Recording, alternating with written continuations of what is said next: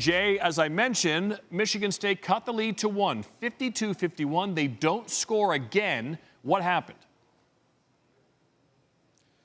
Well, their offense just petered out. They just couldn't do it. And it was really the Texas Tech defense that was the star of the game. Matt Mooney was the offensive star with his 22 points and the way they really drove the ball in the second half. In the first half, I thought Texas Tech settled for a lot of jump shots. In the second half, they started driving it.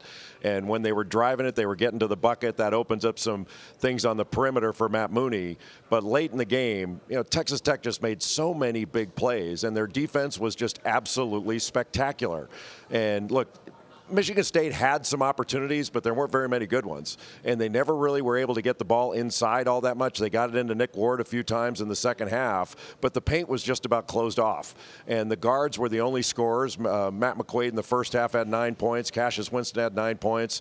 But really, there was nowhere consistent they could find offense. It was only the free throw line where they were able to get some points. And to be held to 51 points, even though it was, as you said, 52-51, they didn't score down the stretch. But to be held to 51 points, that just shows how great this Texas Tech defense is. It is absolutely spectacular. They say that defense wins championships. Well, defense is going to win a championship in 2019, whether it's going to be Virginia's defense or Texas Tech's. It's going to be defense that wins the championship. Yeah, we know that for sure. School record 31st win. And I'm sure there's a lot of SportsCenter viewers right now watching, Jay, who don't know anything about Chris Beard.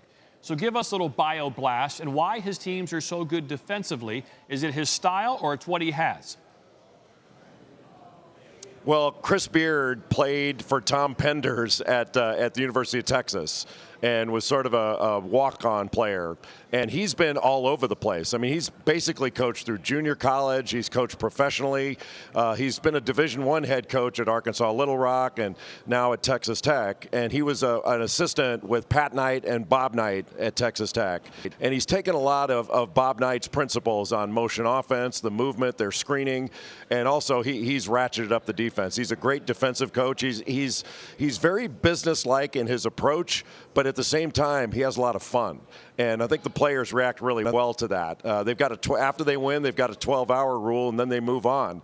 And it's going to be an exciting 12 hours for Texas Tech. They're going to enjoy this one, but then they're going to move on and prepare for Virginia. But I think everyone has to be a little bit surprised at the beginning of the year with all that Texas Tech lost from their Elite Eight team last year, that they've put themselves in this position. After you saw them play through the course of the year with Tariq Owens blocking shots and with Matt Mooney coming in from South Dakota and having such a great year, you can understand Davide Moretti and his improvement, Jared Culver into a superstar and his improvement. Now, you can certainly see, well, that's why they did it. But at the beginning of the year, I don't think anybody was predicting that Texas Tech would not only be in the Final Four, but they'd be playing for a national championship on Monday night. An extraordinary job by all these players, but especially by Chris Beard and his staff.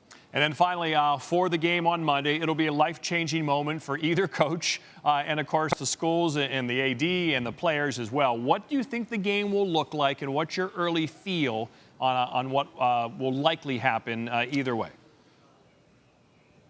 Well, Virginia is an excellent defensive team. They're a pack-line defensive team. They've got outstanding shooters in Kyle Guy, Ty Jerome. They've got a lottery pick in DeAndre Hunter.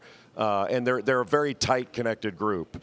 The difference is that Texas Tech is more physical. And I think the physical nature of the way Texas Tech plays, the amount of steals and deflections they get, to have a shot eraser inside like Tariq Owens, as long as he's healthy enough to go after that ankle injury, he came back like Willis Reed toward the end of the game, was still able to play. I would actually favor Texas Tech in the game. They don't score quite as easily as Virginia does. They don't have quite as many shooters, but man, the way they drove the ball against Michigan State and got into the paint, I'd give Texas Tech a little bit of an edge in the game Monday night.